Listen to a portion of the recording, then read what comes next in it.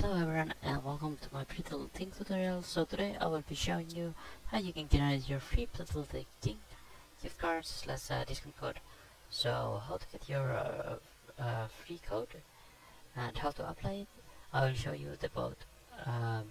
So first let me add these changes to the shopping bag. So you can of course pick anything you want, but this is just for an example here. So now on the shopping cart, let's proceed to checkout. Now it will take us to the payment information. So now you can just apply your code, and you can just apply your code. So now let's get the code from the easygiftcodes.com/PrettyLittleThing.